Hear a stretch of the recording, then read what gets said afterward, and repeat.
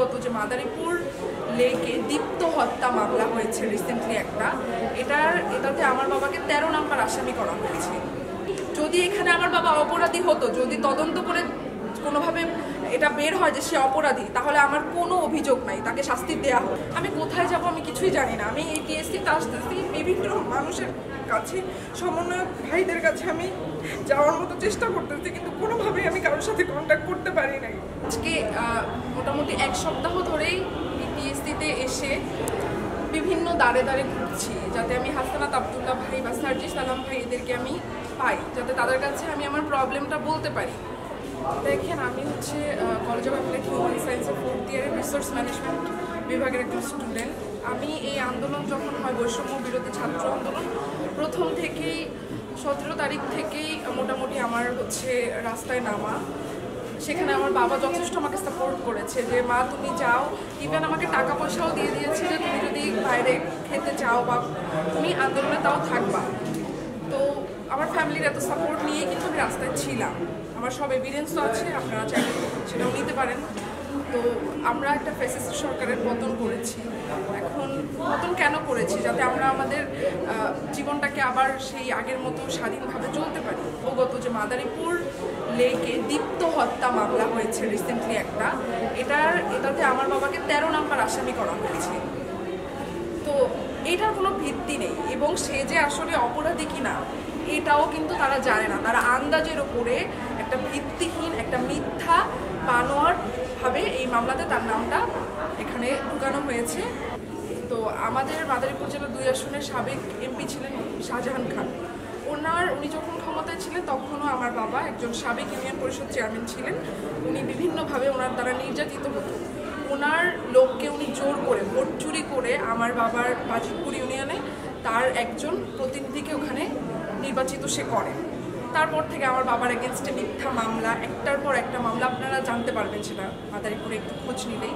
তারা বিভিন্ন ধরনের মিথ্যা মামলা আমার বাবাকে দিয়ে বিভিন্ন সময় হয়রানি করিয়েছে।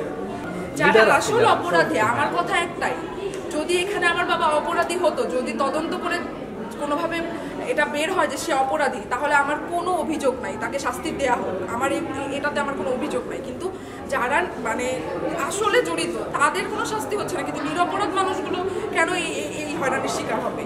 আজকে কয়েকটা দিন ধরে আমি কোথায় যাব আমি কিছুই জানি না। আমি এই টিএসসিতে আসতেছি, বিভিন্ন মানুষের কাছে, সমন্বয়ক ভাইদের কাছে আমি যাওয়ার মতো চেষ্টা করতেছি, কিন্তু কোনোভাবেই আমি কারোর সাথে কন্ট্যাক্ট করতে পারি নাই।